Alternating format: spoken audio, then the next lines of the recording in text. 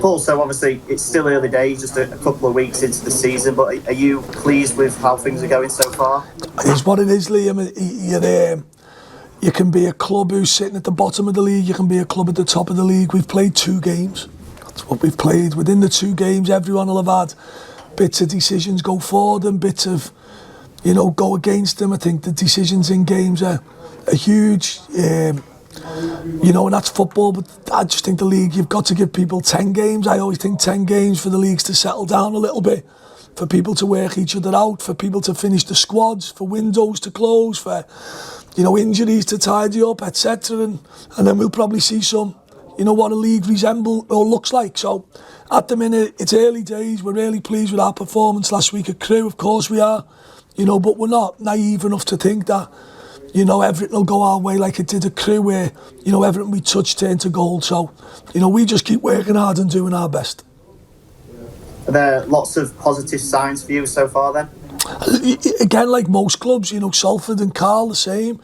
You're integrating whole loads of new different players, and team sheets are changing, and lads are meeting each other and training together for a few days, and you've got to give it time. The football world just drives me mad at the minute, where managers just not getting time. I've never seen, an industry like it, but that's the game we're in, and that's, the rules that people are making now for football, so we've just got to play the game. And you've mentioned some tactical tweaks a little bit that you're working on in terms of trying to bring more wit to the game. Are you enjoying, working with the lads on the training ground, trying to get that out of them? Yeah, listen, I think, and obviously we're coming across a guy tomorrow who's very well renowned and known for how good a coach he is, and also a man manager. So, I think the game's moving forward at a rate of knots now, and as a coach manager, you've got to try your best to move forward with it. For us, it's just trying to get the balance between attack and right and defending. It's something my teams have always struggled with, which is the gaps between centre-halves and full-backs where we can be hurt. But football's a forever moving game, and within that, you're just doing your best to try and get your team to play as well as they can on a Saturday. And are those tweets sort of specifically what you think you need for League Two, or just something that you wanted to work on no matter what? Just goals of games, Colin, Liam. Our goals come from normally us giving the ball away cheap and people running through lines between centre-halves and full-backs. It's a modern day, what people call transition, I suppose, where, but every team, whatever formation you play, if you give the ball away cheap, you're normally in trouble. So, I think you can adjust and tweak, but I'm a great believer it's 11v11 on a football pitch, and you'd have lads to score goals and you'd have lads to defend the goals. It just depends as a manager or a coach what your preferences are.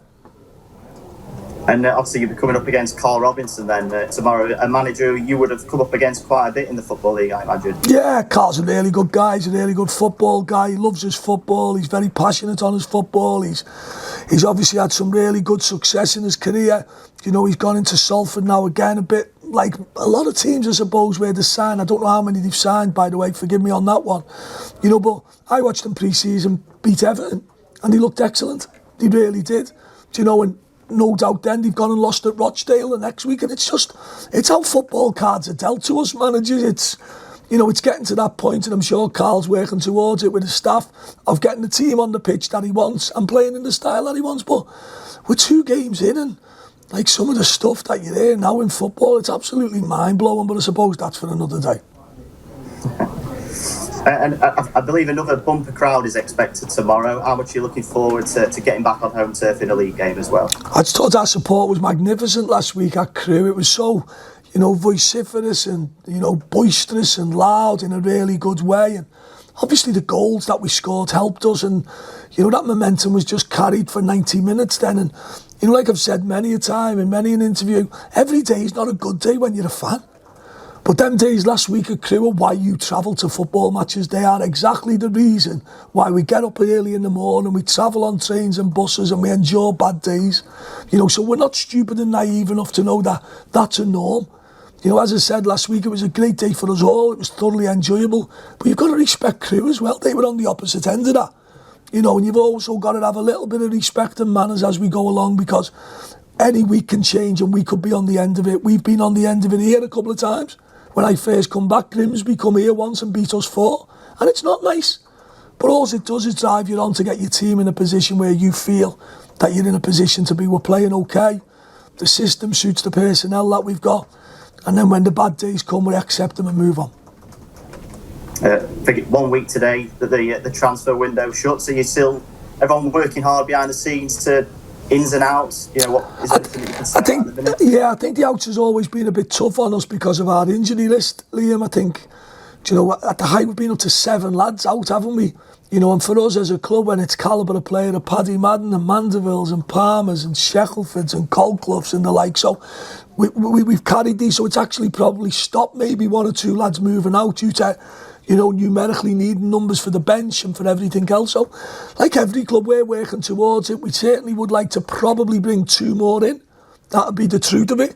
Whether we can achieve that or not will remain to be seen. Obviously, at the point of over the week, maybe we could see some players going out. And certainly going forward, we need lads playing football. That's 100% sure. So, like everyone, we're doing our best. You know, we work very hard at this club, as you know. You know, and all our moving parts within the club are all in line to what we're all trying to do. And the club put a little clip out on social media a couple of days ago with Paddy Madden back in training or doing a little bit of running. How much of a boost is that? I was delighted. I think Paddy was he's a really, I think people who know Paddy's a great lad. He's so infectious in and around the club and around the dressing room, and the lads have been doing okay. And more importantly, when we've lost a game or 2 that we've lost, he's been in there and giving everyone an uplift. And he's been brought into the club to play a massive part on the pitch. You know, to have the thought of Paddy being back in the near future. Now, whatever the near future looks like, we will not be rushing him. So it's only going to make us a stronger squad than we are today. And I know, obviously, you won't want to give too much away. Is it roughly the same sort of squad that you've had last week, or is anyone back? I'm sure Carl's not mad enough to think there'll be a lot of difference in what he sees tomorrow than what he's seeing in Crewe, Liam. I'm not. You hear me? I don't think, you know, football, there's no real secrets in football no more. There's so many good analysts about and people study each other, the opposition, and I'm sure Carl will come here tomorrow with every intention of trying to win a game of football that his team are well capable of doing. We'll go onto the pitch tomorrow purely on the intention to take the game to the opposition like we always do. Brilliant. Thanks for your time, Paul. All the best, Liam. See you later.